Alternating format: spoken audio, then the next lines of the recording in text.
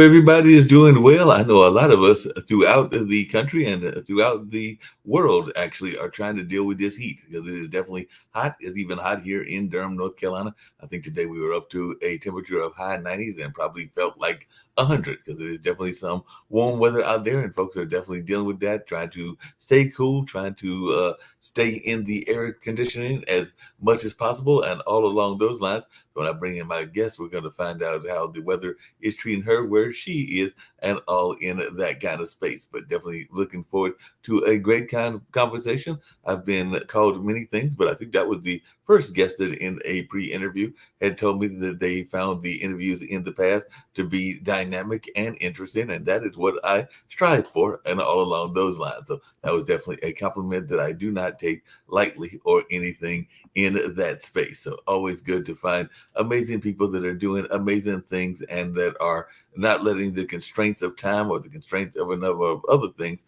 stop them from being the successes that they should be, and all in that kind of way. So definitely looking forward to the conversation with Miss Healy and seeing what she's got going on in that space, and definitely sharing some of the wisdom that she has garnered from a world of travel as well as just a rich life and all in that kind of space. We're going to bring Kathy in and she can share some of what she has been doing and all in that kind of space. As I was telling her, I find some amazing guests through RTIR, which is a podcasting referral source for guests and all in that kind of way. And another amazing one that I actually think a friend of mine knows the owner of, which is Podcast Guests. They oftentimes will find you some amazing folks that are doing great work, including traveling the world and definitely even deciding to work much later in life than some people expect. Because you got some folks that think that you need to retire at 60 or 65, and I even know some young folks that are hoping to retire at the age of 30 or 35.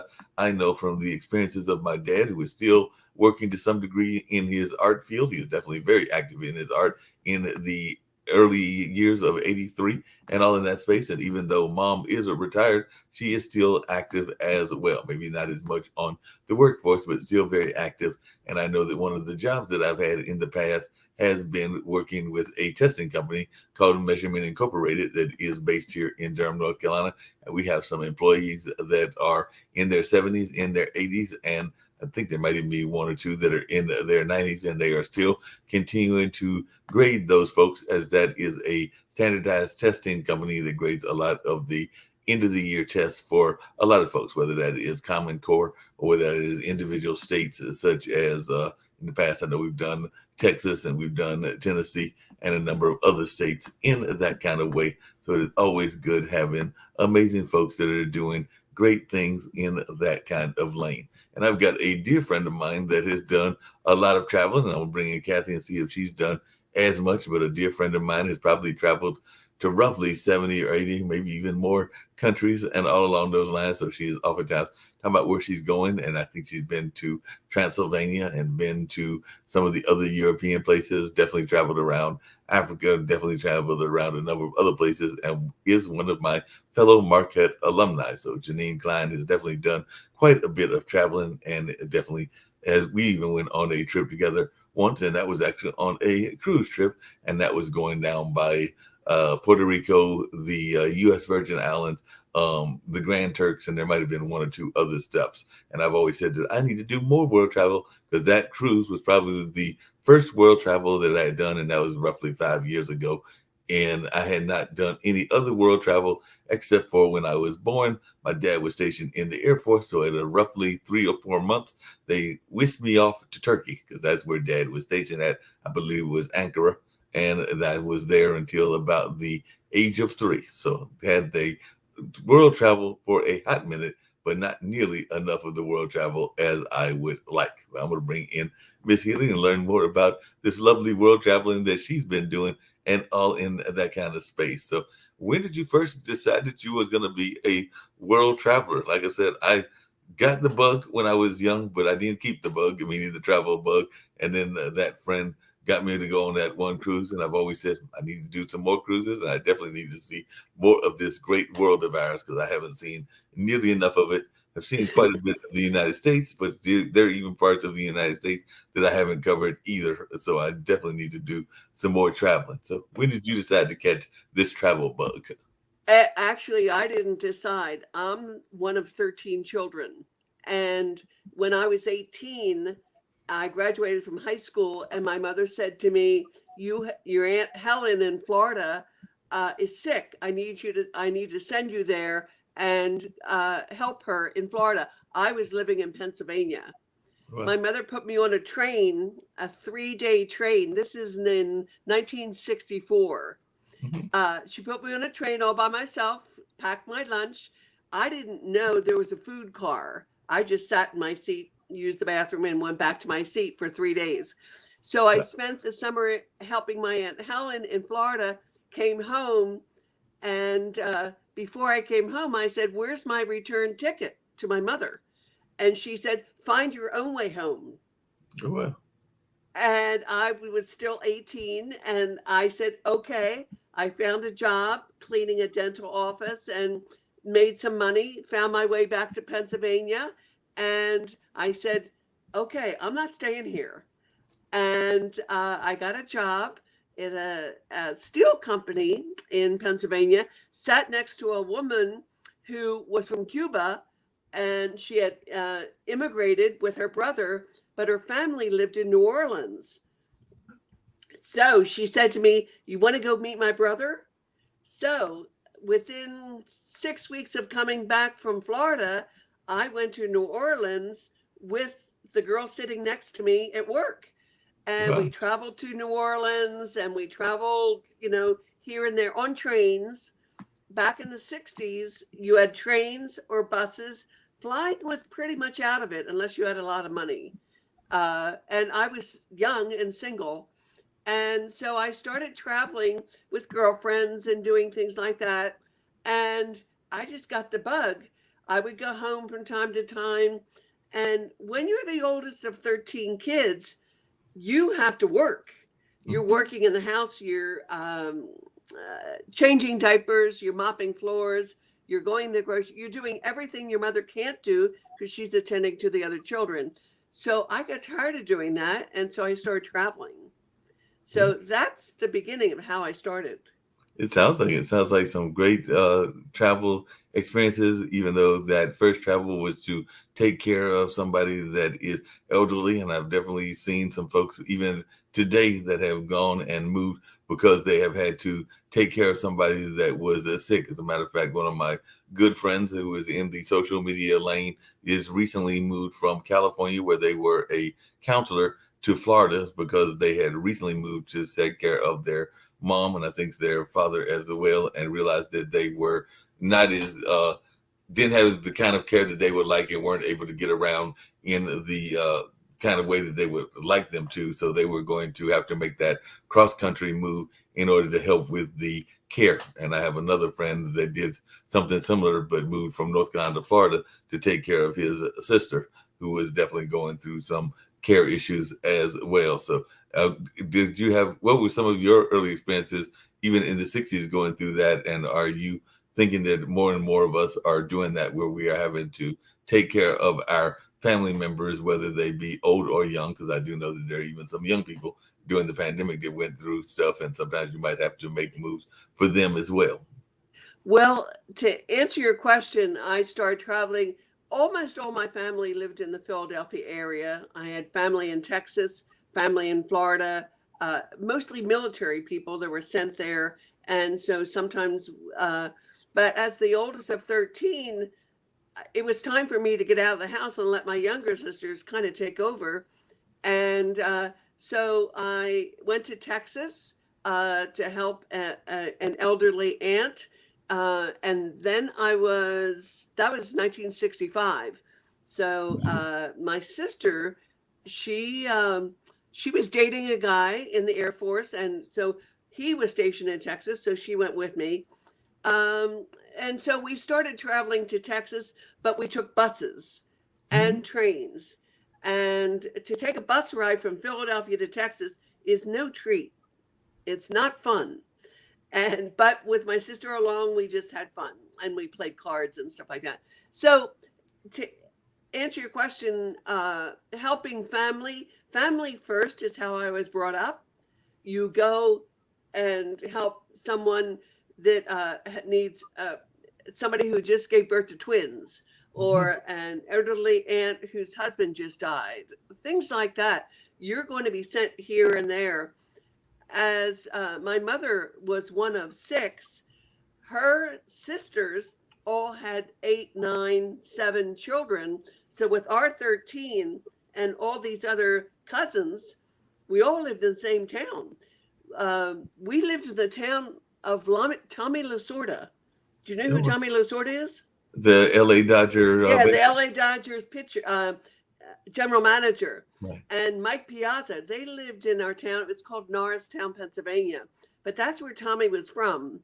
And so, he would invite different local people not to come see the Dodgers, but to come see his nephew play in the local Pop Warner uh, and the local baseball team. So that's where Mike Piazza grew up, and Tommy Lasorda grew up. So it's kind of that's what we're noted for. So I would go here and there, but when I first married, my husband was a camper. So we Mm. started camping in Montana, Yellowstone, uh, all through North Dakota, South Dakota, Wyoming, and just moving around. So I've been to all 50 states. Oh, wow.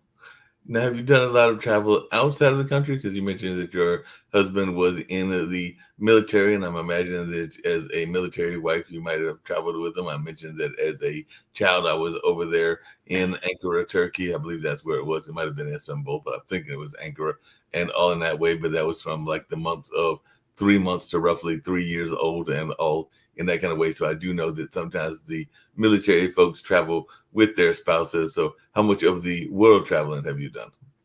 Well, I don't know whether you can see this or not. This says 134. I have been to 134 countries outside the United States. Wow. So some most of it was not with my husband. Before I had children, we lived in Hawaii. And he was in Vietnam, and he would come back to Hawaii because I was a military wife. But I didn't go to Vietnam or Cambodia or Laos. But while I was in Hawaii, I got to see Guam.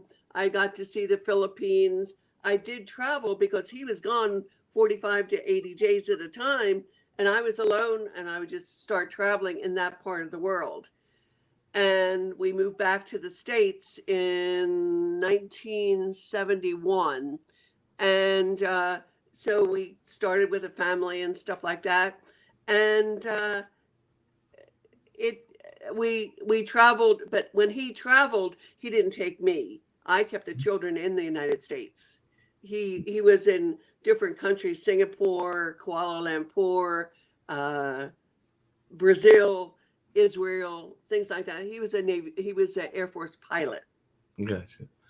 What are some of the most interesting things that you have learned from all your travel, whether it is in the United States or whether it is around the world? I sometimes feel that we spend too much time over the differences than the things that are in common. And I think that there is a lot of commonality throughout humanity and all in that kind of way. But I just wondering what are some of the things that you observed? And do you think that I'm right that we spend too much time on the dividing factors? The one thing I learned is it's always good to get home. Mhm. Uh, I travel to learn culture. I learn people. I don't ever rent a car when I travel. I take buses, trains, and public transportation. That's how you meet local people, and Mhm. you learn the culture. You get invited maybe to their house for lunch, or you get invited to a party, that somebody's birthday party or something like that.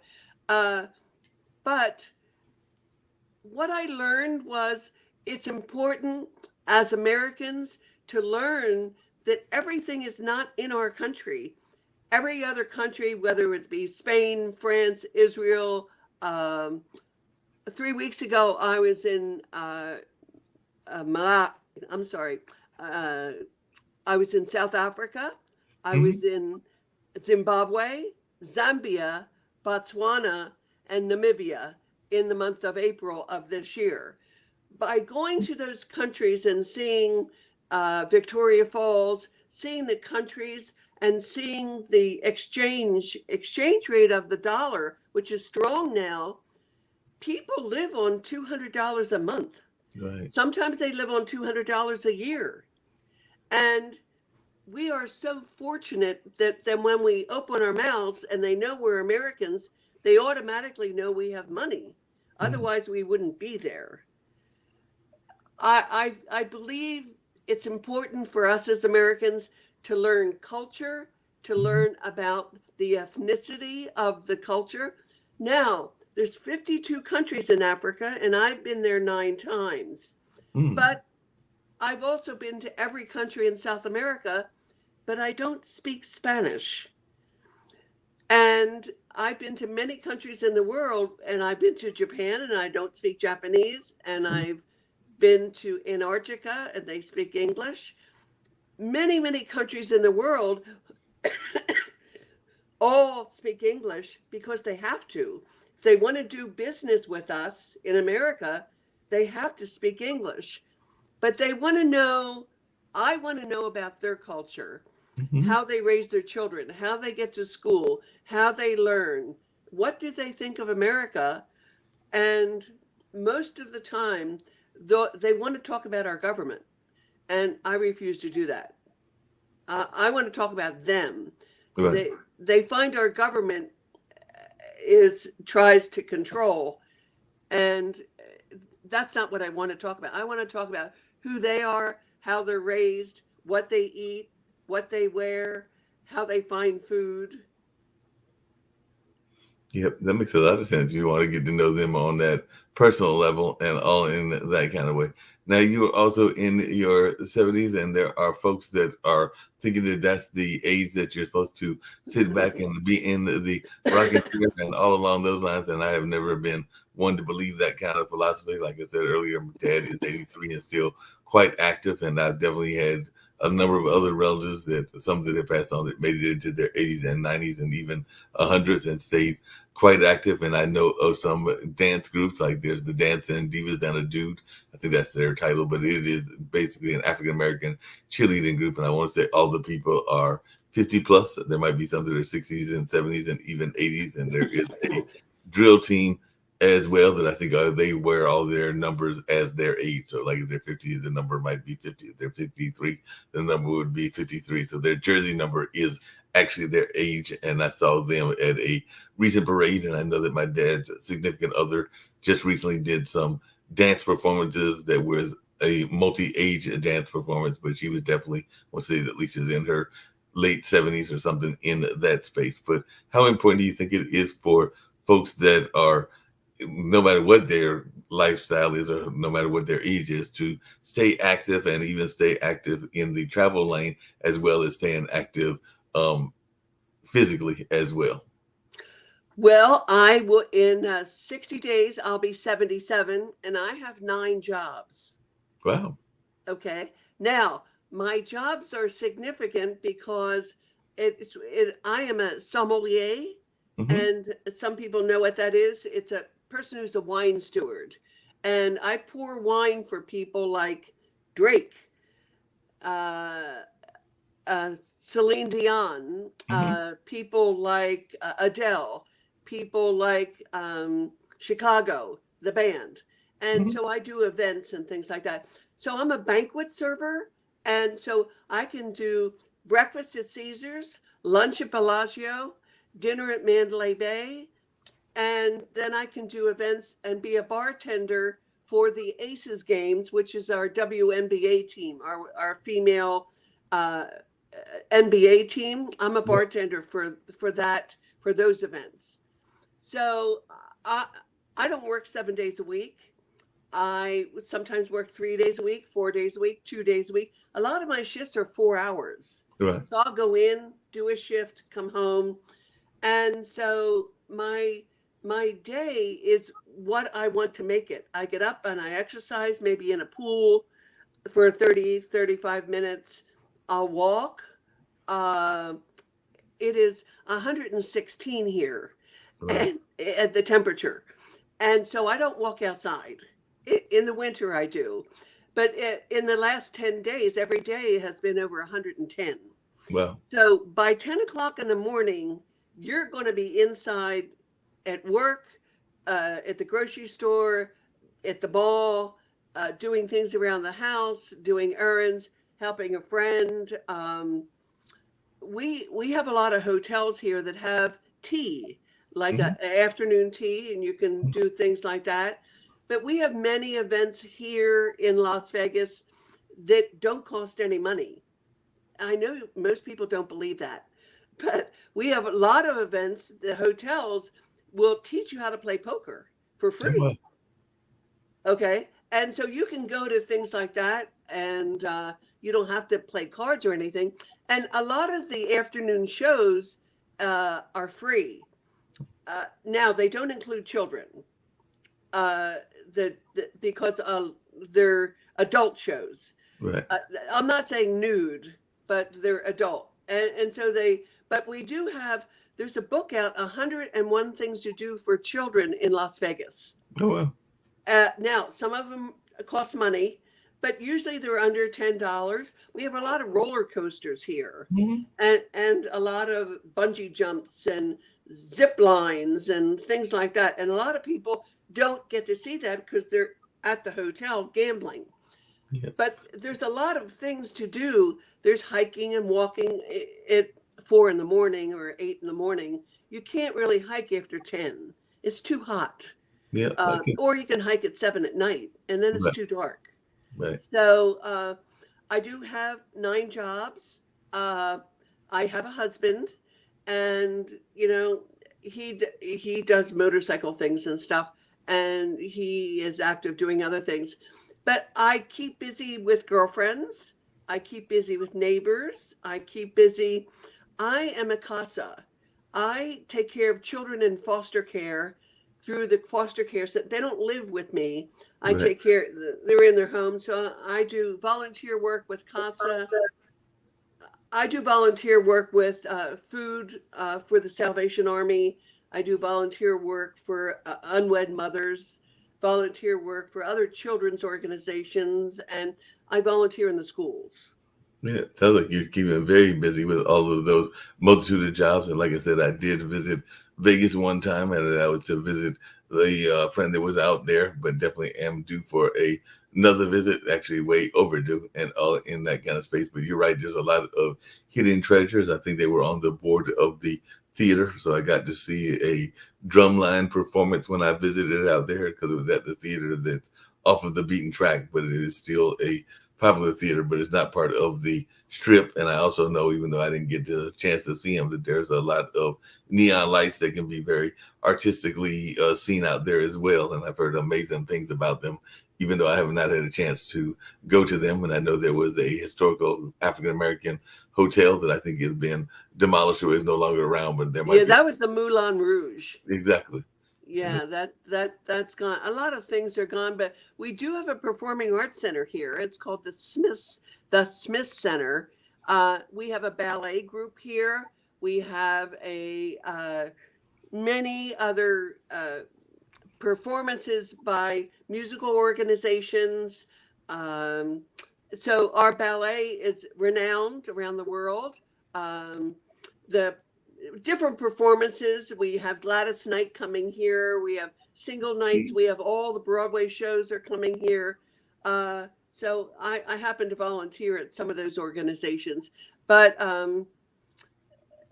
there's many things other than just what you consider Las Vegas. Las Vegas isn't about gambling. It's about coming and great food. We have Gordon Ramsay, Bradley Ogden. We have all the famous chefs of the world. They're all coming here because everybody wants to be seen. Bobby Flay is here, and Wolfgang Puck, and Yeah. everybody's here.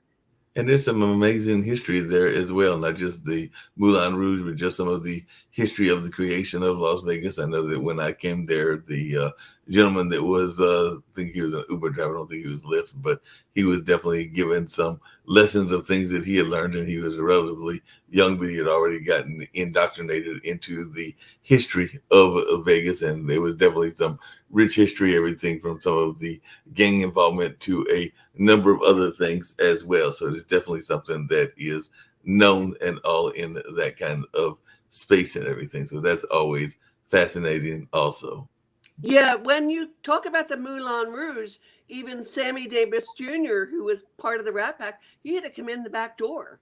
Right. And he wasn't allowed to eat in different restaurants. He wasn't allowed to stay in certain hotels.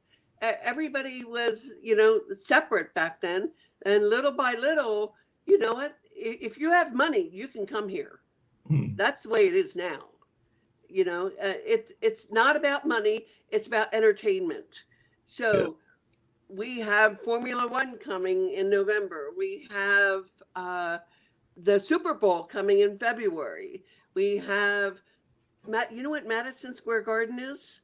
Well, The Madison Square Garden is in New York, but we in Las Vegas have a Madison Square Garden now. Oh wow. It hasn't opened yet, and U2 is going to perform there. Hmm. So we have a Madison Square Garden that nobody even knows exists yet. You're the first to know, and they've been building it for about 3 years. But Madison Square Garden says New York. Well, now it's going to say New York, Las Vegas. Oh wow. So they have the both the New York connection and the Vegas connection. You mentioned the Formula One, and I know that one of the things that you are into as a spectator, not necessarily into it as a participant, is the sports car racing. It's very big, as you know, here in North Carolina, because you mentioned that you have some friends and ties here in the area. I think Apex is one of the towns, and definitely the Raleigh-Durham area and some other areas that are part of our Right. North Carolina city life and everything. But what was it about sports cars that you were driven to or driven into a appreciation of? Because I'm thinking that you might have been as a youngster watching Happy Days and doing some of the other things that got folks into that, or maybe you were already into sports cars and into fast kind of life and all of that space with the cars and all that kind of way. But what drew you into the sports car life as a spectator? My first car was a TR4. Mhm. Do you know what a TR4 is? It's a I've heard Triumph. It's the Triumph. Okay. a Triumph. It's a very small car, two seaters, made in England. And that was my first car. And I was really cool when I was 18. And that was Mhm. my first car. And I drove to work, drove home, and my girlfriend, but you could only seat another person. But sometimes I Right. fit 3 or 4 people in there. So I actually performed. Do you know what a gym conta is? A gym Well, conta is how you perform stunts in your car. okay. You're as a driver. So entered this gym conta. It's kind of like a race, but it's done in a um, it's done in a track, but it's a flat. It's a Mhm. flat surface, and it's done like in a parking lot. Okay. And they put out all kinds of cones and stuff like that, and you have to perform these stunts with your car, driving around and not hitting the cones. Oh wow. And I was 18, and that's how I learned. And then I met a man who I ended up married, had a 1964 Mustang. Mm. Actually, Mustang was 64 and a half.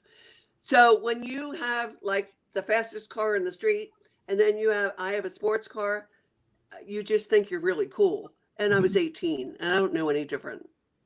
And so that began my love of cars. And I would go to Road Atlanta. I would go to Pocono. These are racetracks. Right. Watkins Glen. I Mhm. started going to all the races in Watkins Glen in New York for maybe 12 years from 18 to 28. And you met all kinds of people and you partied and you have all kinds of things. But I also went to VIR, which is I Virginia International Raceway. I've been to Daytona uh, with different people because I just like fast cars. Sounds like you like those fast cars. There's nothing wrong with that at all and everything. Is there, other than the ones that you mentioned, are there any ones that you really admire even to this day and everything? You mean the racetrack or the car? The car. Okay. Well, I would love to have a Bugatti. Okay. Anybody who wants to give me one, I'll take one. Um, I love Maserati. Uh-huh. I love Porsche. My husband has two. I love the Mustang. Uh, my husband has a Roush Mustang. I drive a Mini Cooper. Mm. The reason I drive a Mini Cooper is because it's stick shift, and you can't find cars that are stick shift anymore. Yeah. But the Mini Cooper still makes a stick shift car, and Mm. every car I've ever owned has been stick shift. So I'm old fashioned, Well, but speaking it of, doesn't really go. It doesn't really go fast. yeah, no, Mini Coopers don't go fast. But speaking of old fashioned, I know that you mentioned it earlier that you are a lover of the spirits, whether that's the traditional spirits or wine or beer. So I was wondering if there are any that you are bigger fans of than others. I know some dear friends of mine have actually started, and it's been now out for a while, a wine company called Shoe Crazy, and that is based in Virginia. It is a woman and her daughter and son that are involved in that because she had a love of both shoes and wine. So she produced a wine company called Shoe Crazy, and That's cool.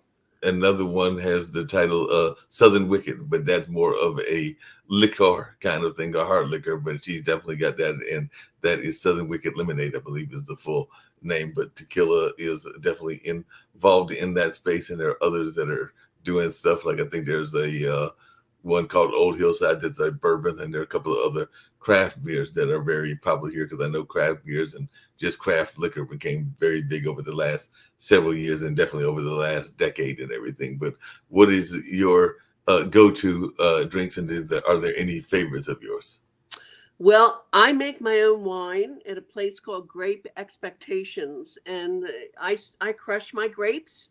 I put them in barrels, and it takes about a year and a half, Mhm. and I bottle my own wine. I don't sell it because I don't have a UPC code and I don't have a license to sell, but I give my wine away. I'll send you one.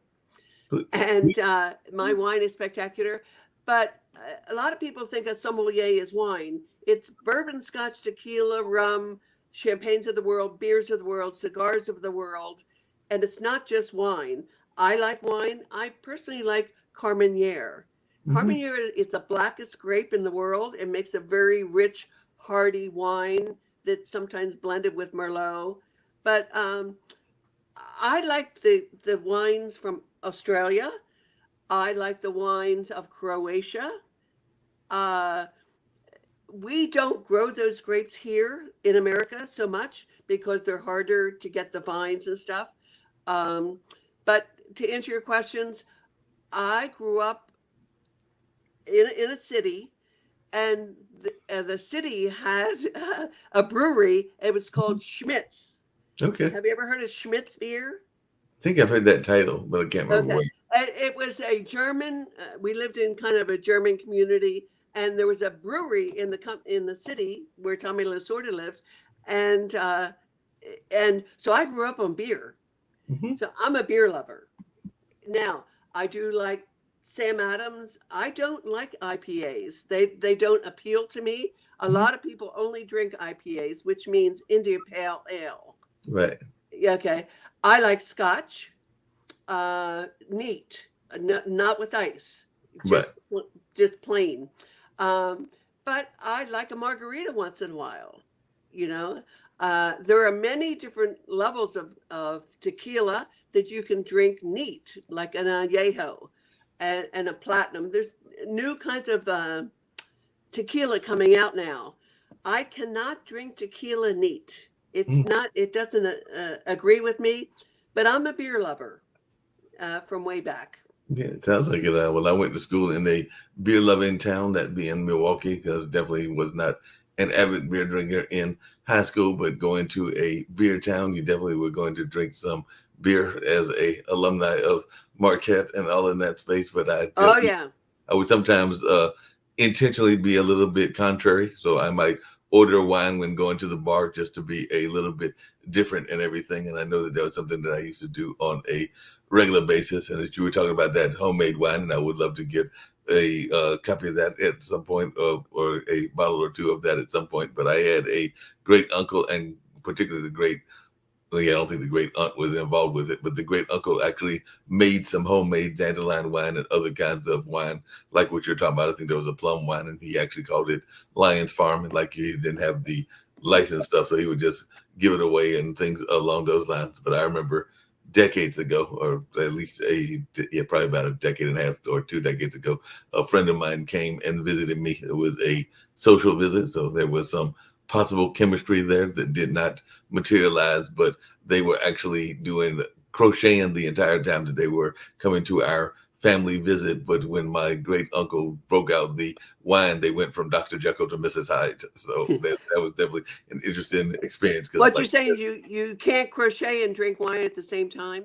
Well, you could do both at the same time, but they were kind of ignoring the social aspect of being there. So I think they were a little being gun shy or just shy in general. So they were not being sociable with the family. But when even though and that might have been the wrong time to bring them to a family outing. So I will even take part of the blame as well. But all I know is that after the wine came out, they definitely became more sociable and all in that space. I remember when they left and we've totally lost touch, but when they left, they were asking, can you send can you have uncle, that particular uncle, I think that was Uncle Charles, send some of the wine to me in Texas, because they were living in Texas at that time. I don't know if they still are in Houston, but they were in Houston, and they definitely wanted a copy of that particular liquor. And I don't think that was going to happen, because I think my family felt that they were being a little bit on the rude side and all in that kind of way. So definitely that was just one of those interesting wine asides and all in that kind of space.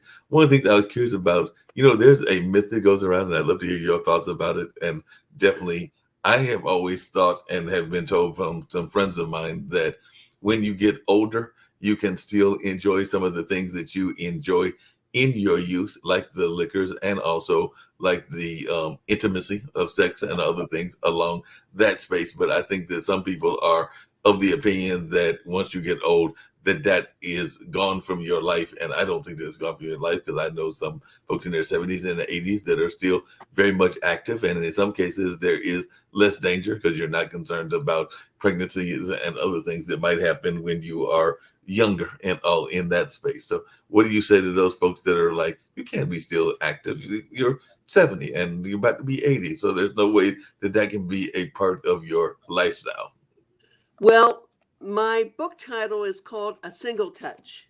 Mm-hmm. And my book is about interludes with men, women throughout my life, and interludes of different people that are not that are gay or lesbian, and all. So anyway, but the book is called A Single Touch by Mary Jane Splain, and it's about sex. Mm-hmm. And sex has been a big part of my whole life. And at 77, yes, I still have sex. And yes, I still enjoy it. Yes, it doesn't have to always be oral. It doesn't have to be laying in a bed. It could be on a bicycle. It could be in a pool. Mm-hmm. It can be wherever your imagination brings you. I think sex is mental. It's not always physical. And if you have a connection with someone and you want them to touch you, you want to touch them, it's different ways to have sex. It's not always lay down in the bed and, we'll get it on. There's many ways to make love, many ways to have passion, many ways to have intimacy. And sometimes it's holding hands, and that leads to something else. Sometimes it's a kiss that lingers, and that leads to something else. At 77, yes, I still have sex.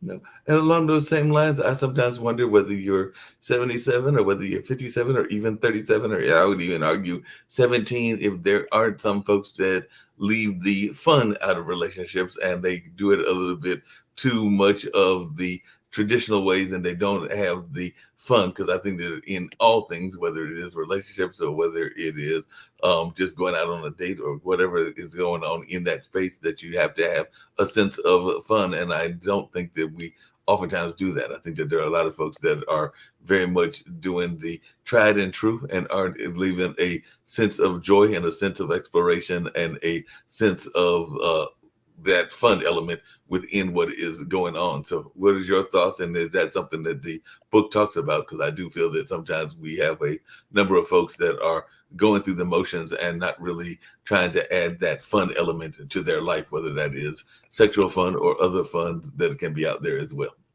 Well, a lot of people don't ever have anybody to teach them how to enjoy sex. Somebody, at the age of 18 or 19, they have sex with a partner and they're with that partner for 35 years. And they have it the same way for 35 years.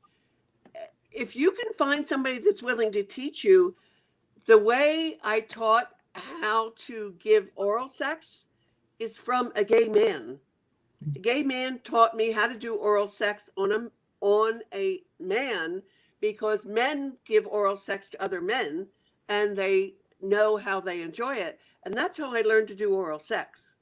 And he was one of my chefs. Because I've always been in the food and beverage industry. So if you find somebody that's willing to teach you, open up your eyes and listen. Don't be afraid to let people touch you. But most people won't even talk about sex. They're afraid to talk about it because they think they'll infiltrate something in your past that maybe will hurt you. But sex is beautiful. Sex is fun. Sex is part of life. And some people don't have sex their whole life, or maybe have one partner their whole life. If they have the same partner their whole life, they don't experiment because that's how they want it. I knew several men in my life who were always on top. The woman never got on top. And they spent their whole marriage like that, 25, 35 years. And then they met me. Well, they got a lot of surprises. So I'm sure they did and everything. And along those same lines, how do you feel? Because I think a lot of times people just on the, not just the sexual side, but on the relationship side, that they get stuck in their way or my way kind of attitudes, and they put restrictions on what the relationship could be like or where the relationship should be going. And sometimes those are societal restrictions, because I do know that there are a number of folks that have guilt trips, because I know that I have either chosen to or stumbled across folks that I have dated that have been in the church lane, and after the relationship got to a certain physical part, then they started having the guilt trip. So I was just wondering if you have encountered that, and how did you deal with that? Because I do know that sometimes that can be this kind of feeling that, we shouldn't have been doing that, or because we shouldn't have been doing that, you should have been doing that, or we need to go down the marriage path, even though the marriage path isn't for everybody. So have you had folks that have tried to lay that guilt trip on you, even in your age now and definitely when you were younger? And how did you deal with that guilt trip? Well, I'm going to put it one or two ways. Do you have relationships where there are men who are bullies and they want to bully the woman into sex, and they want always him to have an orgasm first, and then maybe she'll have one later, but it's more about people who are selfish. That's one scenario. But there are also women who don't want to be touched, don't want you to put their mouth on their vagina. They don't want you to touch their breast because it's sacred. I think it's how you're brought up, but if you learn to read, if you learn to experiment with your body by yourself, or with a friend or with your sister or whoever, but if you learn to experiment what your feelings are when you're by yourself, then maybe you could be powerful in a relationship. But if you don't ever experiment on exposing your emotions sexually, then you left all that behind, and you've never had the gratification of having someone satisfy you. But along those same lines, and this is just my thoughts, and I was wondering your thoughts about this. You have some people that are intimidated by the chemistry, because I do know that there have been times that folks have felt that the relationships was going too strong or whatever. You might have been going out in a relationship, and then you get into a moment of passion. Maybe there is just a simple kiss or something, and there is that spark. And sometimes people are intimidated by that spark. I know that that has happened in some cases that I have been part of, and I've even backed off of some of those cases because they literally told me that they were intimidated by the relationship and the chemistry that was going on, and they were afraid that it might take them down a path that maybe they weren't prepared for, they felt we weren't prepared for, and all in that space, or maybe they were afraid to explore. So I was just wondering, have you encountered that where people have been a little bit afraid of the sparks that can fly? Because definitely people can get intimate sparks when they are getting those simple things like a simple kiss or something along those lines. I this takes me back to different women that have talked to me over their life. Some women are generally physically hurt during sex. Mhm. Sex hurts them, and they've never learned how to relax and enjoy it. And some men are rough, and some men, want to be powerful. Some men and or women, they want to be powerful. They want to take over the sexual act. But I personally have never encountered that scenario. Uh, Gotcha. but there's a lot of women, maybe they've been raped, Mhm. and they they're afraid of anybody to touch them for the rest of their life because it's been such a horrific experience. Now, men can be raped too, Yep, not there's just definitely, women. yeah, man can be raped, and there can be the abuse can happen on the man side too. It can be either physical abuse Yes. or emotional abuse, because abuse can happen on a number of levels. And to your point, there could have been even in a hurtful relationships, because we all bring the that, I know they say leave the baggage at the door, but it's easier said than done. We all bring a sense of the baggage of our past relationships, and we all have the different rules that we alike. I know some people that are definitely very much in the cleanliness space, and so they're not necessarily going to be thrilled if they are running into an Oscar, if they are more of a Felix and all along those lines. And that's just the truth of the matter, because definitely people have their own guidelines for what they want in the relationship, whether that is the certain kind of car, certain kind of things that they want you to bring to the relationship. And you can either adjust if you're not bringing those, or you can decided that's not the one for that situation or for that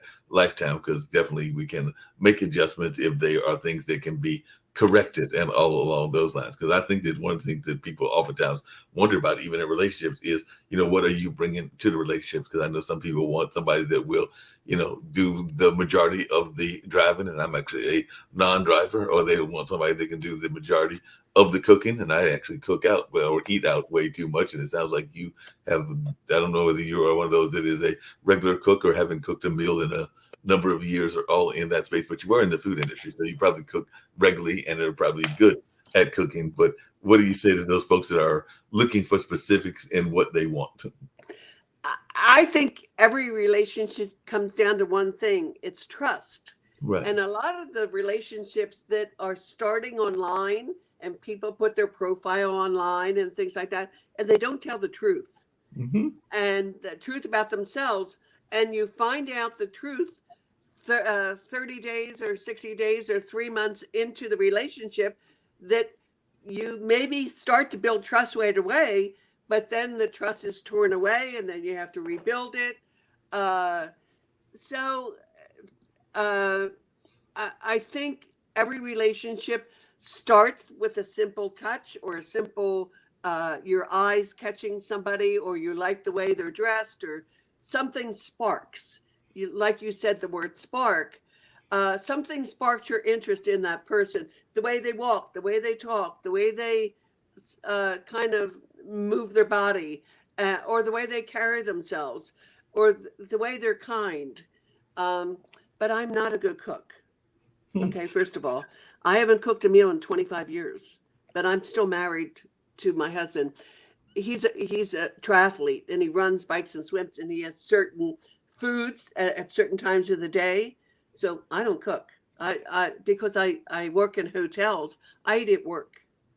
So when it comes to his meals, does he eat out quite a bit, or do No, you? no, no. He eats at he'll have he'll have breakfast at 5:30 in the morning because he runs 10 miles at 4 to 6. He'll run 4 to 6.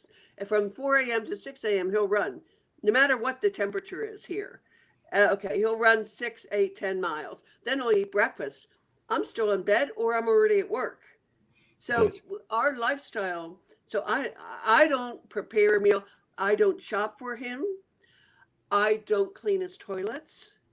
I don't wash his clothes, and I don't cook for him.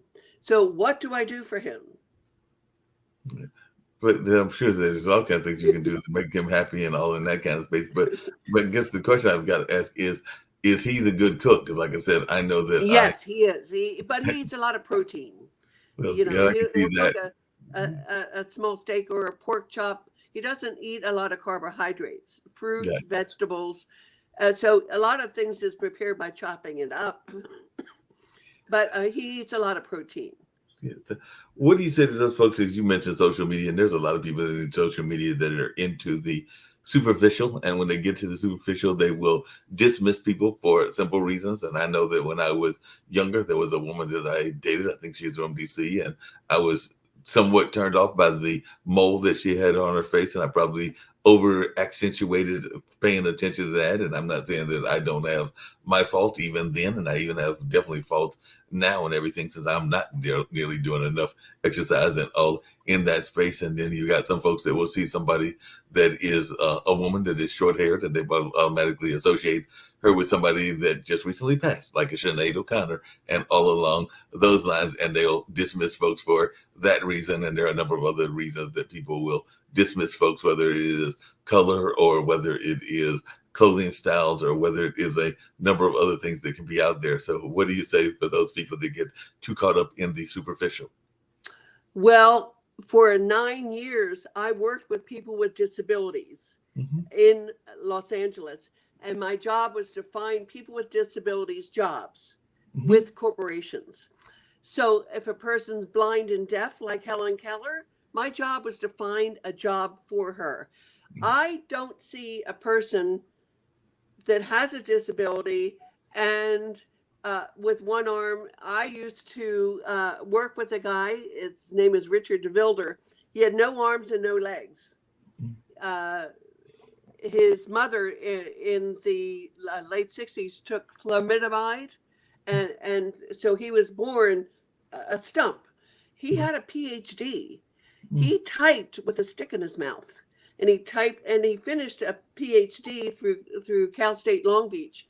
So I would sit and have lunch with him. I would learn from him, but I didn't see a person with no arms and no legs. I work with people who are blind and deaf. And what can a person blind and deaf do? Anything they want, because I don't see the disability. People who are African American or Chinese or something, or half white. I have members of my family that are half African American and half Caucasian. And people dismiss them at certain times of their life because they aren't one or the other. Yeah. I don't ever see a disability, lucky for me, because everybody has something wrong with them. Now, Mhm. it could be you're missing your back teeth, or your tongue is crooked, or you have a heart disease, or you only have one leg, or you don't have any toes, and your face is deformed, or you can't walk without crutches. I don't see the disability. I only see the ability. And that's fortunate for me. It's not something I learned. It's something that was instilled in me as a child. You just accept everyone that is put in front of you, because everybody has something to teach you. You and I have 7 billion people in this world. Everybody has something to teach you. You need to listen. No, I agree. As you were saying, that the reason I had that smile on my face and I was somewhat laughing is I was in a clubhouse room, and I think it was about a day or two ago and everything. And it was one of those relationship rooms, and they were basically one of the women was complaining because somebody had a deformity, and I guess the person didn't inform her of the deformity, so she pretty much ran away from the relationship. And the way she was describing it, it sounded like he had a webbed hand, so the hand was kind of attached and everything. Uh-huh. So it was not a natural thing. I think another time it was like a missing digit that was out there, and I don't think that person had told them either. So they might have missed a great opportunity because they were so thrown off by what they were expecting that they might not have got to know the person, because it could have been the greatest person in the world that they were dismissing and all in that space, and they were still being dismissive to them somewhat in the room that I was in. But I'm thinking to myself now, as you were talking, they could have missed a serious gem, but they will never know because they never got to know the person. Right. Whether a person is skinny or fat or tall or short, everybody has something to teach you. Don't be obsessive about what you think you see. Learn about the person first. Get in their brain, because they're smarter than you in some way. Maybe not always, but everybody has an opportunity to grow, and everybody cross your path for a reason. Yeah, I can definitely see that.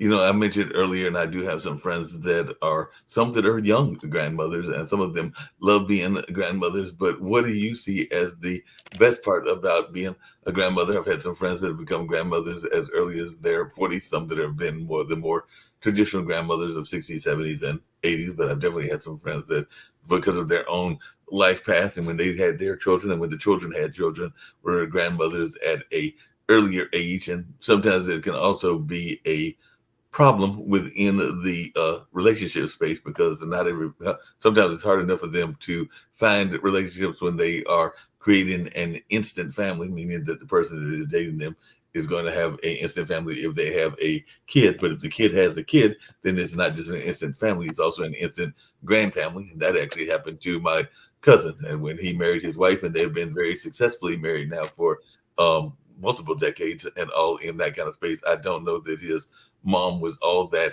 thrilled. She has passed on, and I never had that full conversation, but I don't know if she was all that thrilled, because he wasn't just going into a relationship with his own child, because he had a child of his own, but also he was going into a relationship that was both the child and the grandchildren. So he was definitely picking up a significant family structure, is the best way to describe it, and all in that kind of way. But what is your thoughts, one, about being a grandmother, and advice you give to those grandmothers that might be trying to go in the dating lane when they have more than a little bit of things that they've got to cope with?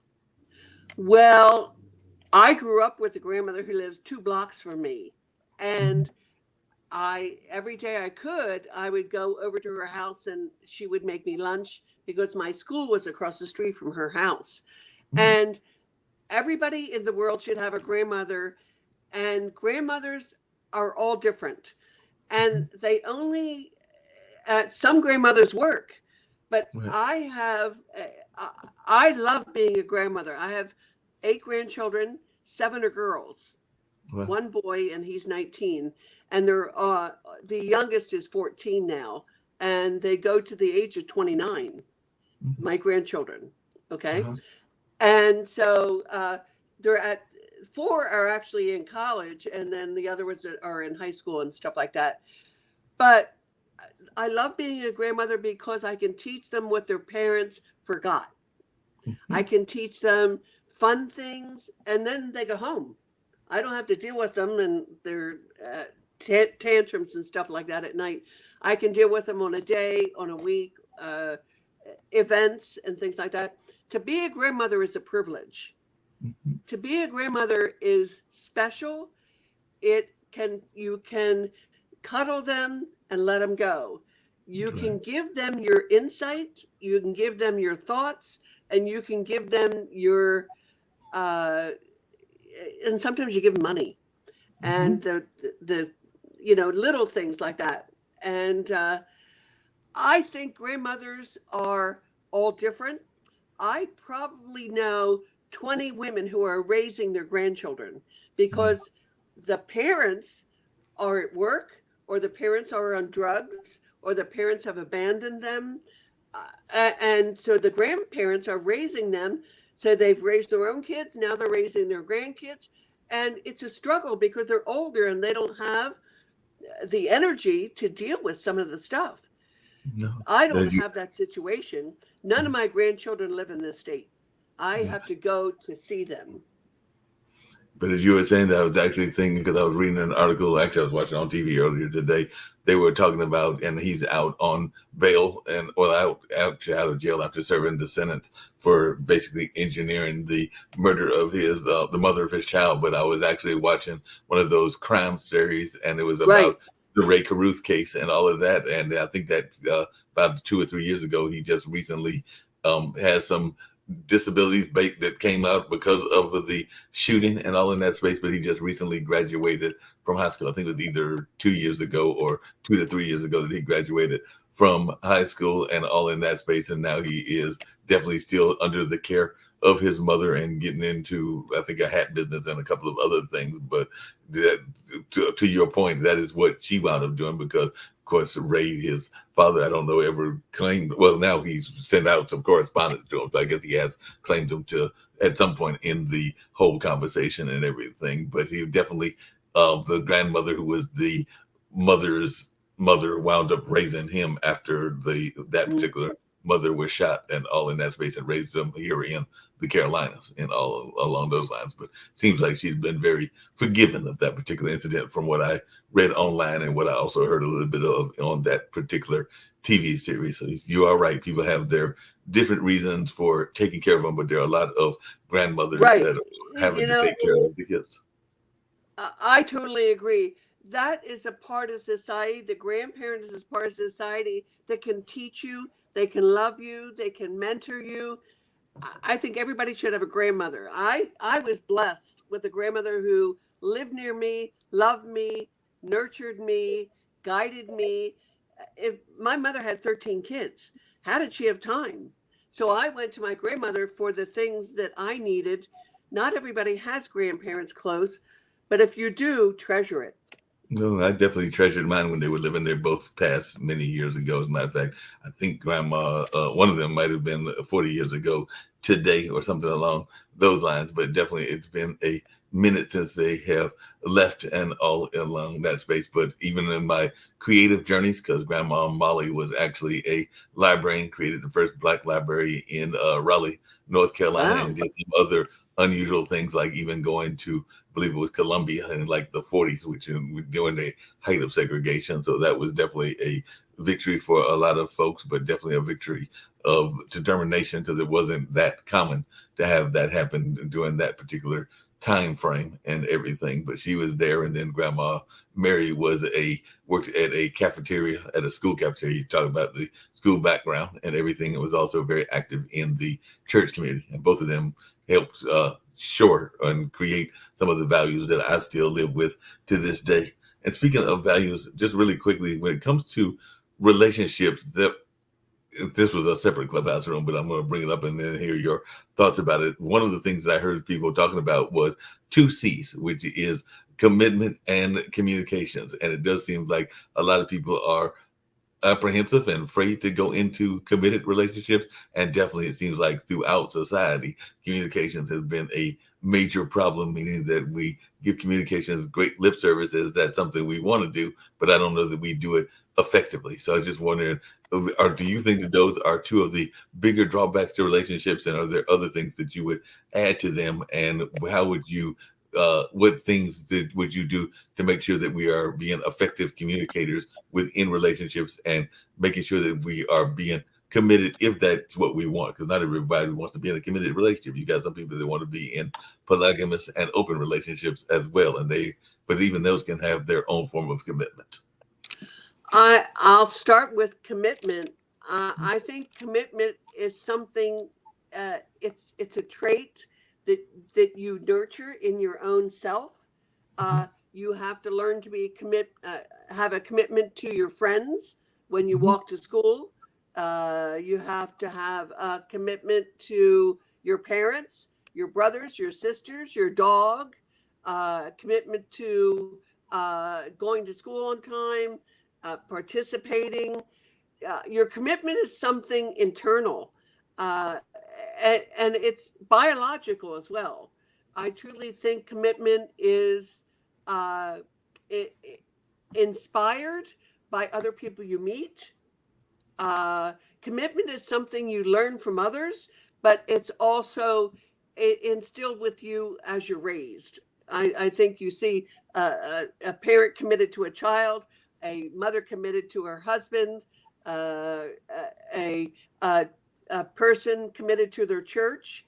That's different kinds of commitment, and or commitment to society. When uh, I think a policeman, a fireman are all committed to society because that's what they want to do for a living. They want to serve people. Uh, and if we go to communication, I think our country has lost it. I think people are too much on time, too much time on the social media, too much time on the computer, too much time on television, too much time not face to face like you and I today, uh, too much time not listening, too much time not sharing. I think communication is somewhat lost. I think it needs to be restored. It's in some more families than others, but as I see the children in the foster care society, which I've dealt with for many years, people have a tendency to toss their children away. People have a tendency to toss commitment away, and I'll go find somebody else. Um, some people toss children away like a glove, because they don't want to deal with them anymore. I think I think conversation needs to be enhanced. I think conversation needs to be encouraged. I think you need to put down your cell phone in your car, at the dinner table, at work, and concentrate on the person in front of you. You definitely got to do that, and I think not enough of the people that are doing that on a regular basis. Coming back to some of the things that you had thought about, even as a child, were you the one? Because you definitely are very much engaging in conversation and all in that space. I heard what you said earlier about me being dynamic, and finding you to have some great dynamic conversation as well. But that being said, you are also an author. You mentioned that book that you've written and everything. So, did you always know that you wanted to be an author? And if so, how did you know that? And is this something that was always in your dream destinations, that you were always going to hope to be an author of some sort or another? Well, I always excelled in English class, and I love to speak. I love to listen. I love to write. I used to have my own newspaper column in Detroit. It was called this, and then I had my own TV show in Detroit with J.P. McCarthy. So I always found a way to communicate because my parents communicated with me. My first book is called Nan's Alphabet. It is a tribute to my mother, who's deceased now about 11 years. It's called Nan's Alphabet by Mary Jane Splain. It's a tribute to my mother and all the things she nurtured in us as children. Her grandchildren are in the book. Her great-grandchildren are in the book. The second is a children's book. It's called Nan's Alphabet for Children by Mary Jane Splain. And it's a children's book of where her children went, where her grandchildren went, and how she encouraged her children to travel. This is my mother. And the third book, it's about sex. Gotcha. Speaking of all of those books and everything, what are some of the things? It sounds to me like there are a number of things that you've spoken about, whether it is food, whether it is the spirits, or whether it is relationships, both the intimate part of it as well as just a relationship in general, and even the relationship with life. And I would argue probably a relationship with Mother Nature and getting out in Mother Nature. are there other things other than those that make you happy and the person that you are? Because you definitely are a happy person. I was wondering, what is it about you that makes you happy, and what are you thinking are some of the keys to happiness in life? I think the key to happiness in life is to get out of bed. Hmm. Some people are not able to get out of bed by themselves. Okay. If you get up, you open your eyes and you smile, just be happy to be where you are in that moment, in that place, with that alone or with that other person. I want to be happy wherever I am, whatever I'm doing. And I want to be a proud American. I want to be happy to be alive, happy to be able to drive where I want to drive, eat what I want to eat, work where I want to work. We live in a great country, and not everybody knows that. I'm happy to be 77.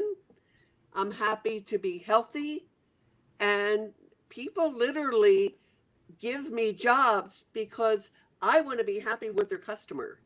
Yeah. I want to be happy around other people, and I want to be happy that you asked me on your show.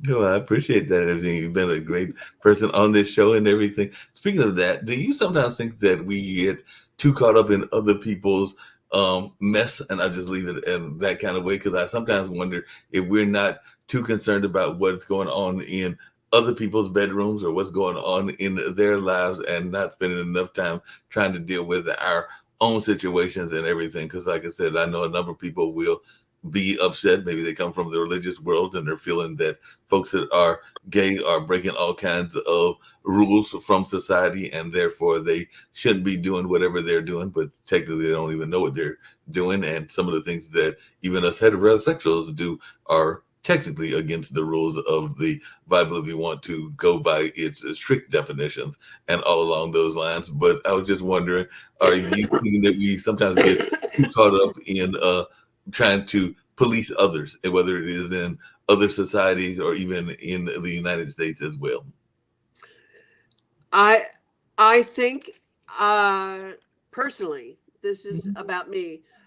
I just want to mind my own business. I Right. go to work, I do my job, and I go home. I don't go drinking with my friends. I don't want to know where they're going on vacation. I don't know what they had for dinner. Sometimes you see people on Facebook, you know what they had for lunch and dinner, and you know where they want to go for breakfast, and you want to know where they're going on vacation. I don't care. I I just want to be happy with me. I'm happy to know them. I'm happy to be with them, but I don't want to get involved in their life because it makes my life more complicated. Uh, you know? Yeah, the reason I was laughing again is because that was one of the accusations that my younger brother and even to some degree my parents made. And I am not saying that they're even not times, if you heard a couple of the narratives, and mostly they're my narratives, but there are things that some folks have said are a little bit too public and all along those lines. So I know that there was a time, particularly on social media, that they would get on me because they'd be like, we didn't really need to know what you were having for breakfast, and we really didn't need to know what was going on in the relationship and everything. Because sometimes we can be too open.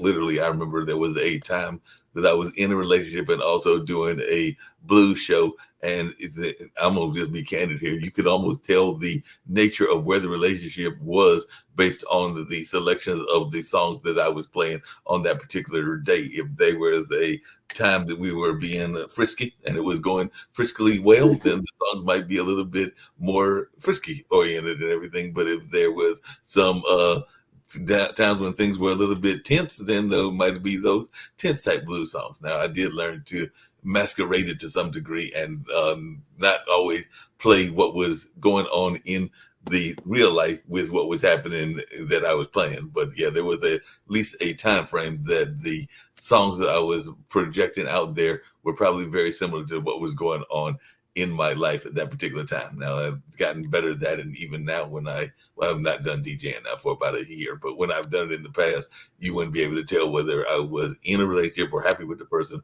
or not, because I have learned to mix up the styles and the narration, so you can't quite be as obvious. But yeah, there was a time frame that I was probably being overly obvious and all in that space. And I'm sure there, as we get older, we also get wiser. Well, I think everybody needs to mind their own business, and everything's on social media, so it's going to be out there whether you like it or not. Some people want everybody to know what they bought at Macy's, Right. and everybody wants to know what pair of shoes they're wearing tonight, and other people want to know, what are you doing on your vacation, and are you going to Mexico? And all these people are going to Spain and France and all these other countries. Just mind your own business, And if I want to tell you, I will. If I want to put it on social media, some people put everything on social media. One, because they're proud of it, and two, nobody else is paying attention to them. They want someone to pay attention to them. No, I definitely agree with that. But I know even in your own stuff that I got from podcast guests, they did say that you have had the pleasure of, and you've alluded to some of them, visiting some fascinating people. So I was just wondering, who are some of the most interesting people that you have met, and what are some of the lessons that you have learned from some of these people that you have met as well? Because you've traveled the world, you've met a number of folks, probably everybody from the pauper to the prince, and I'm using that expression because it's from the poor to the richest and all in that kind of way. But who are some of the fascinating people you have met, and what are some of the lessons you have learned from them? One of the most fascinating people I ever met was Bill Clinton. And I was working at Caesar's Palace, and it was during Katrina, and Caesars and Harrah's and all those corporations gave him and George Bush $5 million. And so somebody had to hand him a check. For some reason, they nominated me. So I'm standing next to Bill Clinton at this meeting, and he said, hello. And he was kind, and he was genuine, and he really wanted to know who I was. So people, some people are fake. Some people are not kind. I have another very interesting lady is Sheryl Crow. She's a singer, and I've been to in elevators with her and moved around with her, in large venues and stuff like that. She's just wonderful. The nicest person I ever met was Kareem Abdul-Jabbar. I believe it. He has come to dinner. I used to work at Spago with Wolfgang Puck, and he would come in with his wife. He was genuine to the servers. He was genuine to the staff. He was always polite, although he's 7'6" or however tall he is. He's a genuine, kind, gentleman. And I always say that, and I've never said that to him, but I've worked with Wolfgang Puck, and I've worked with Bobby Flay. I've worked with famous chefs. I've met Barack Obama. I've met Drake. I met Celine Dion. I met The Weeknd. I met Adele. Bette Midler is one of the nicest, kindest performers I've ever met. She'll come down. She'll be with her daughter. She'll introduce. She'll stay in the hotel. She's genuine, and she's kind. Not all performers are kind with their time. They're too busy, or they don't want to be bothered with you. I just accept them for who they are, because other people are pulling. I've met Elton John, kindest, gentlest, warm, giving man. Rod Stewart, another kind, wonderful, genuine person. I guess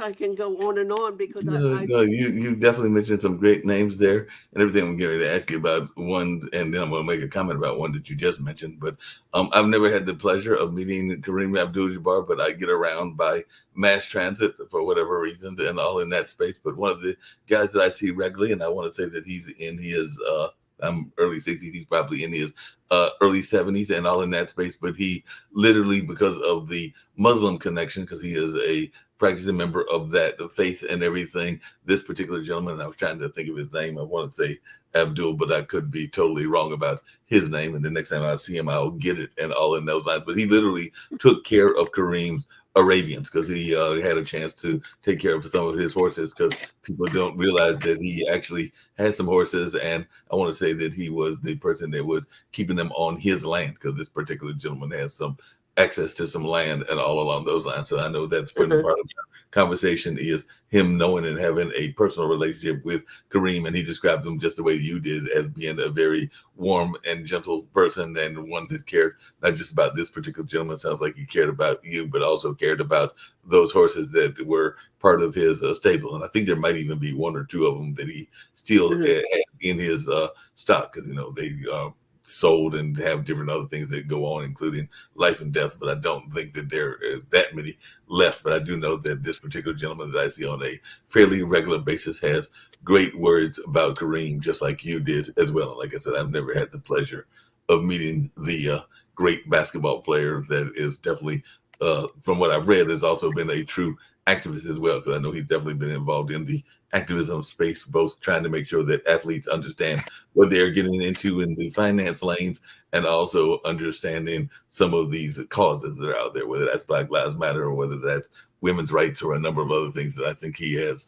spoken out on in life and all in that space, including some of the things that were going on in the police lanes and all in that kind of way. So definitely sounds like he's a truly fascinating person. So I'm looking forward to. Yeah, I probably have met him 12 times over my years. And as a server, I'm serving his table. I didn't, meet him like in a public transport.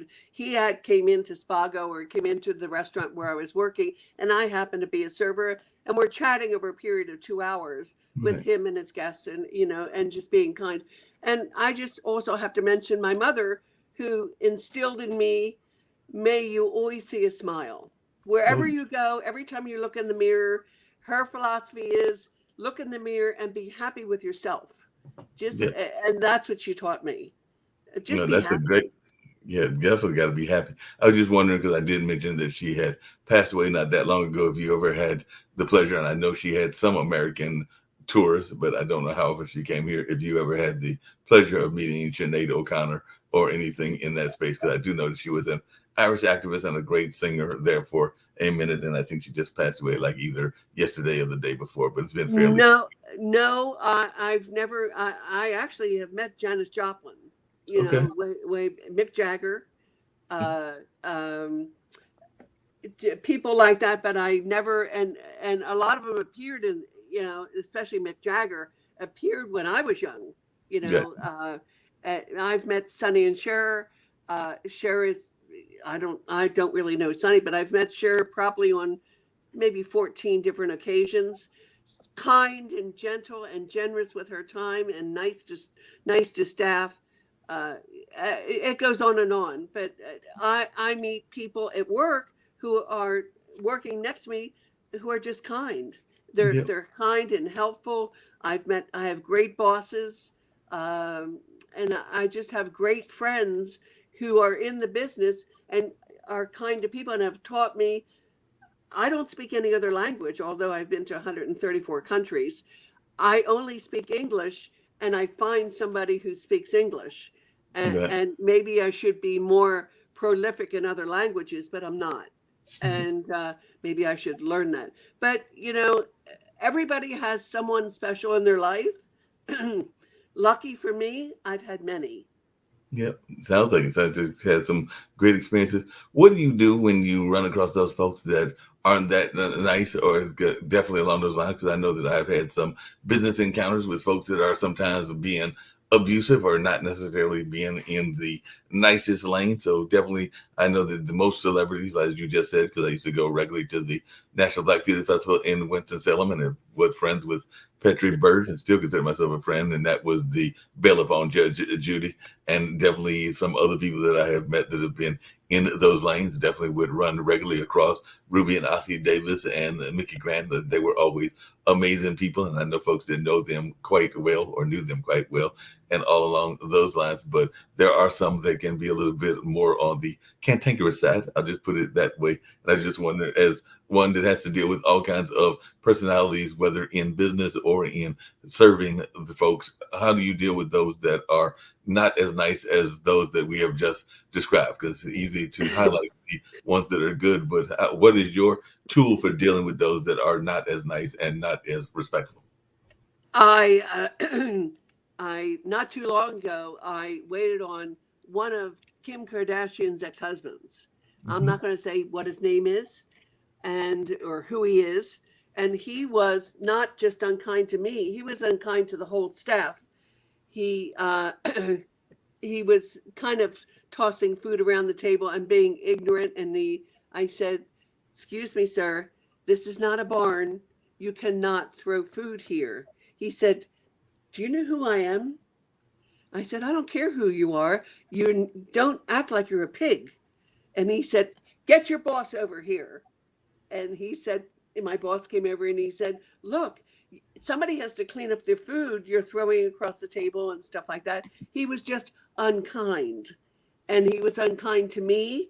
And I just, you go to a supervisor, and sometimes you come across a grocery clerk who is unkind, and you ask questions and they don't want to answer you.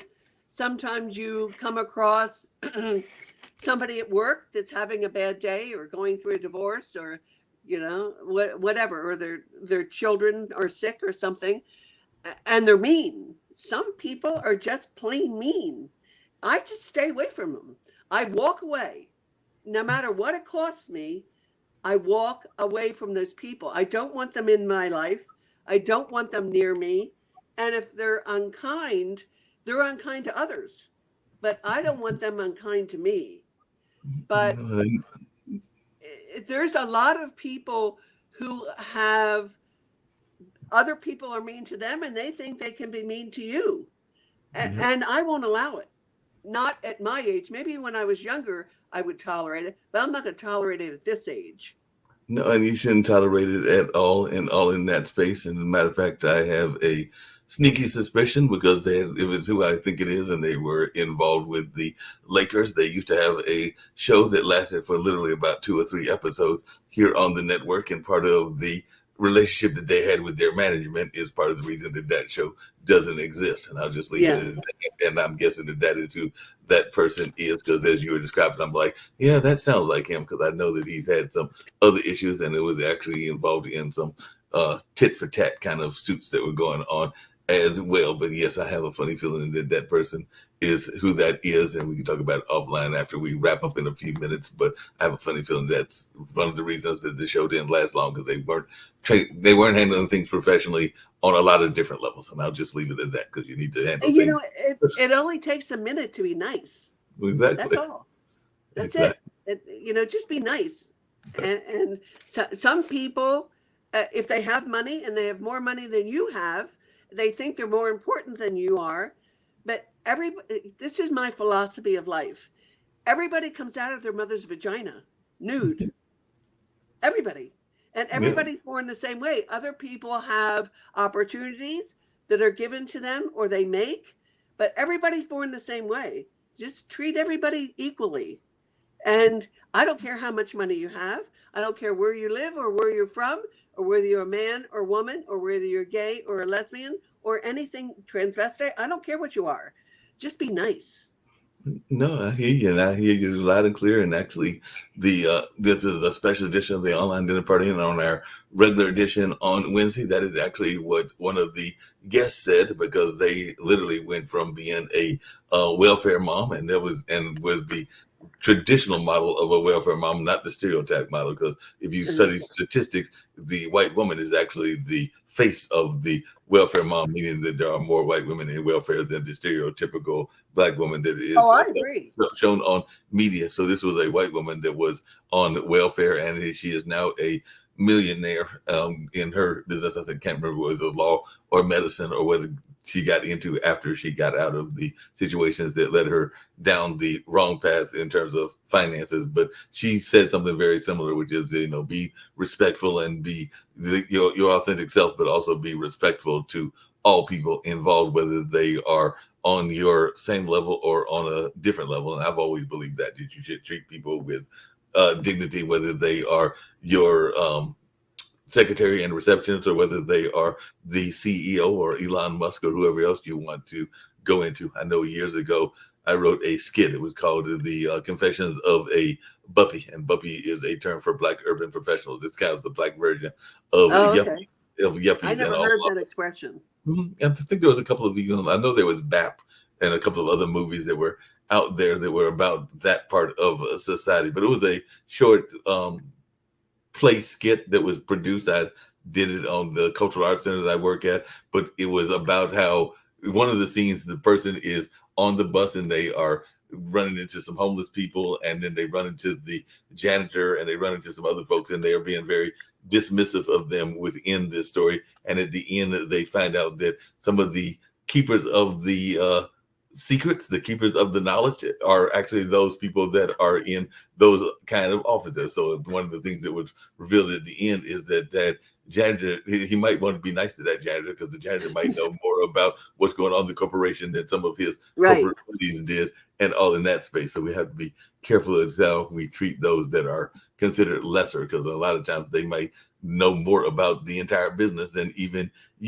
and all in that space, because a lot of times they have more access than you think that they have. And I'll just leave it at that and all along those lines. But it was just a fascinating thing that I did. I think that was about 20 years ago or all in that space. We're going to wind down very shortly, but I just had a couple of very other quick questions. I hope you've enjoyed this conversation as much as I have. But you've traveled so much around. What are some of your favorite places that you have visited, both in terms of cities in the United States and even places around the world? So what are some of the places that you have really enjoyed going to, and what is still on the bucket list? What is the place that you have not gone to that you hope to get to before you hit, say, 80 or before you hit 90? Or you might be like me, because I've joked on this show and other shows going for 200. There's nobody that's done it, unless you want to believe some of the figures in the Bible, and more than likely I won't either. But hey, you might as well set a impossible goal, because the worst that you can do is not make it. I have rafted down the Amazon with me and a guide, just the two of us, down the Amazon for 7 days, and I want to raft down the Nile. Oh, wow. The Nile River. Okay, in Africa. If going down the Amazon is very, very dangerous. That was about 6 years ago. And so my first thing on the bucket list is to raft down the Nile, just me in a canoe, just not on a big cruise boat, just me and a guide in a canoe. I'm willing to do that. I've been to Antarctica.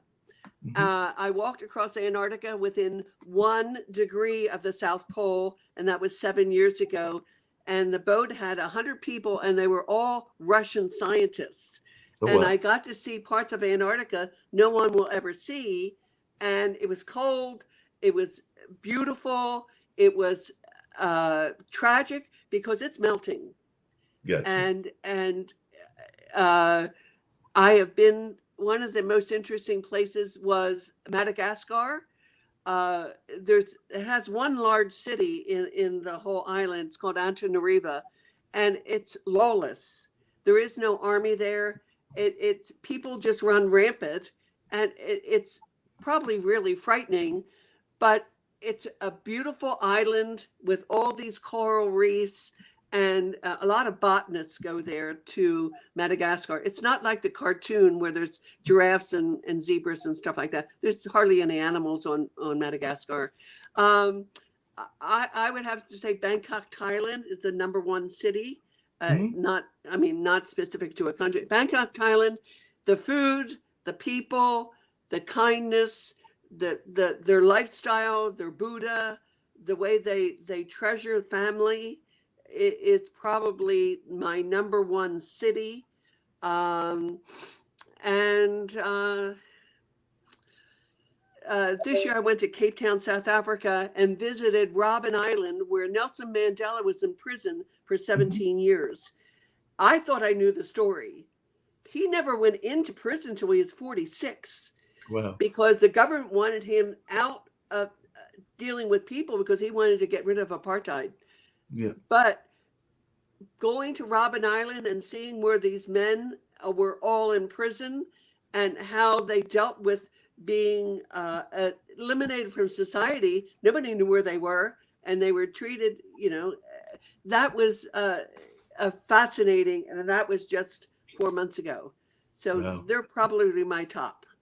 Those sound like some amazing stories and some amazing places to go to and everything. As we wind down, and I'll ask you the same questions I ask everybody towards the end and all along those lines. But one of the things I was curious about is I know that part of what your profile is about is, and you kind of alluded to a couple of times, in addition to the work that you've done and all in that space, is the notion of being a community advocate. So I just wondered, how important do you think it is for folks to be advocates in their community for whatever their causes are? And all along those lines. So I definitely know that that is something that you are passionate about. But what is the importance of community activism to you, or being a community advocate?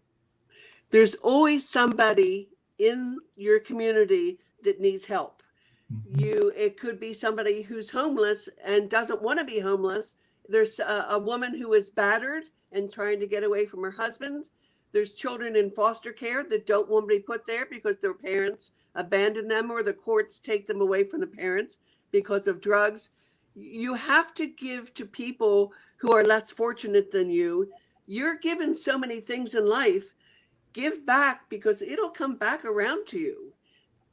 Your advocacy is just your heart reaching out to people who have nothing. When I say nothing, have we ever not had nothing? Mm. If you can say to me, I've never had nothing, I won't believe you. I know people who have nothing, and I Gotcha. have to go out and I have to give part of my day to them. Yeah, that makes a lot of sense, and definitely, uh, I've definitely had some struggling times, but there was always family members that would be there to support if you are willing to go to them. And sometimes pride can get in the way, so you don't always go to them and everything. But there was always, if not a bed to lay on, there was always a place that you could go, whether that is a center or a shelter, and there was always usually some sense of food or some sense of communications or other things. So to me, when you say not have nothing, have I been in very poor situations? I've even been in those situations fairly recent and everything. That is still not nothing, because there are those that don't have literally nothing at all. They don't have a bed, they don't have a Right. house, they don't have food, they don't have a number of other things that They we don't have. have friends. Right. They don't have friends. They don't have the other things that are important to life. So that is something that I can say that I have definitely not been down that path, even though I've got some friends that have probably been closer to it than I am. But yeah, I've got friends and family that I can turn to, and I've definitely got some material things that I have here, maybe not nearly as many as some others that might be more materialistic or had better luck with their riches or whatever. But definitely, I can't say that I have not had nothing, because I have a family that I care greatly about. I don't have any kids of my own or even grandkids or anything outside of my own immediate family, but I do have my brother, my two, who was married twice, about to be possibly married a third time if they can ever get the date situated. They had some health concerns of their own, which is the only reason that it hasn't happened, and all in that space. And I personally think that she is the one that is the most like the person that he'll be connected to with for life and all in that space. But that's just my own personal thoughts around that and everything. But I do have my two nephews, and I'm fortunate to still have both parents still living, have at least two aunts that are still living as well. And well, my dad is still around. I'm trying to think of all of all of the uncles have passed away, unfortunately. But I do have two living aunts, and definitely have a multitude of cousins and second cousins and uh, others that are part of the family circle as well, including some that are not necessarily related. Because I don't know about you, but sometimes your relatives that you get from the other side wind up being just as close to you as you are if they were your blood relatives. Like I have some Totally agree. cousins that are not necessarily my cousins because they're more like on my uncle's side of the family, but we still talk, and the way we communicate and vibe with each other, we feel like we are almost first cousins, even though technically they are on the uncle side of the family, if that makes any sense. Of course it does. You know, you get what you give, but Right. there's always somebody out there less fortunate than you. All you have to do is find them. Yep. I definitely agree with you on that. Well, like I said, we'll definitely get ready to wrap it up. I've thoroughly enjoyed the conversation. I hope you'll come back. Sometimes it's one-on-one, as this has been, and as the one that I had with the wellness lady from California was, and sometimes it is a multitude of guests, as it was yesterday. But I'm hoping that you'll come back, whether it's a one-on-one or whether it's a one with a multitude of guests conversating and all in that space. But as you've probably known from looking at some of those interviews and everything, I always get my guests to say how they can be reached and contacted if they are interested in that, and how the books, if they have books, can be purchased and all in that kind of way. And if they're still doing podcasts or anything in the social media or media lanes that they want to share, this is the time to do that. And the other thing that I get all my guests to do is a message of positivity and hope, because we are on a global network. So this is kind of my own personal mission, and everything is to try to spread as much positivity and hope as possible. So I do that by having my guests share their messages of positivity and hope and spreading the word as much as we can. So I'll turn the floor over to you. And if you want to tell folks how they can reach you, how they can get the books, if there are podcasts that you're still involved with, how they can get those, and if there is a message of positivity and hope that you would like to share with our audience. The message I want to share with your audience is be kind. Be kind to each other and be kind to yourself. You're the most important person in your life. Just be kind and be generous to yourself with time and giving the right nutrition to your body, and spiritually and nutritionally. And the podcast I'm on, I'm on a regular podcast, Price is Business, with Kevin Price. I'm on there monthly, and it's called Candid Comments by Kathy Healy. And I just want to say I'm proud you found me. I'm proud to be on you. I had fun. Good. I had fun on your show. Thank you. I'm glad you had fun. I laughed a lot at your comments. You and I have a lot in common. We have a lot of empathy for others. Yeah, definitely. I'm very empathetic toward others. That is no doubt about that and everything. So I appreciate you being on. We'll go out unless you have some final words that you want to share with a message. And it's actually a short poem about the power of coaches and coaches as teachers. So I sometimes end with that particular one that a friend of mine turned me on to, that is a friend of his reciting this particular work and all along those lines. So I'll give you the floor if you've got any final words that you want to say. Otherwise, we'll get ready to play this spot. And at the 6 o'clock hour, we'll have Coco McMillan on, and she'll be talking about things in the sports world, because she used to work with Joe Levert when he was living, and definitely has done a number of other work in the gospel and R&B scene of her own. And she's even got a tie to a club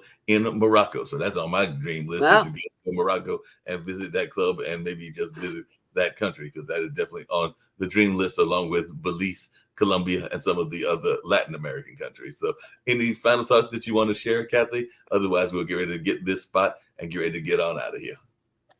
The only thing I want to say is thank you for the opportunity. I hope your audience knows that you're the most important person in your life. Go for it. Expand your horizons, travel, but learn how to love yourself, and then you can learn how to live others. And that includes animals, and includes children, includes police, firemen, your priest. Learn how to deal with and love everyone. And thank you so much. No problem. So the great way to end everything, we'll end it with that, as well as this message about education. But I thoroughly enjoyed it and look forward to seeing you in the not too distant future. Call me anytime. Sounds good. Thank you. The difference between thinking and doing and living in the 21st century. They teach us about being a real quarterback-oriented games. We don't have to just use video games and live in the shadows of good things because of them. We grow up with agility far larger and bigger than we are tall. Parents are the champions and have to be our first life coaches and know-it-alls. Who knows how this came to be? Coaches will ask you if you know your right foot from your left, if you know yourself, if you act knowingly good or bad, if you can move and negotiate a field with style and form, if you can tackle or throw a pass, or if your last name is that of a clown, if you can let someone know on the team that you are in trouble before you cause yourself or someone else trouble.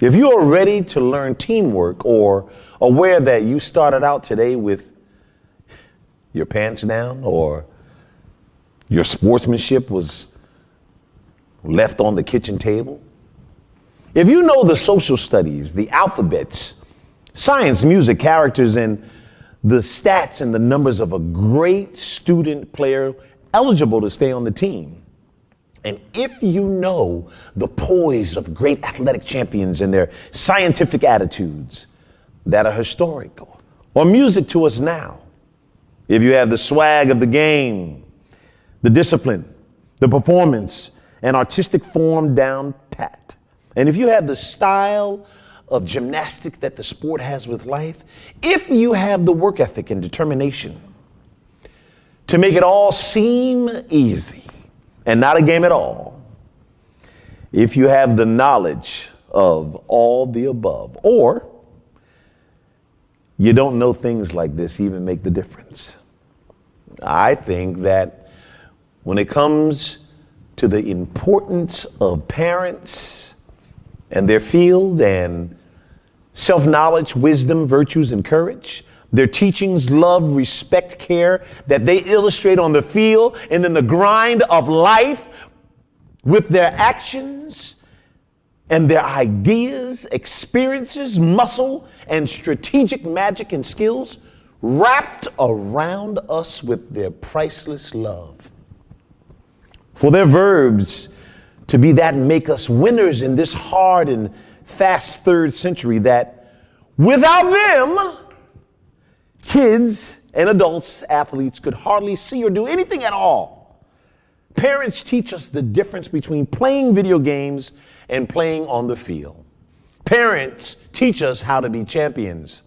A huge hug should go to parents, coaches, and parent-like community people who have love on the field for you and who are champions for your life, both in and out the games.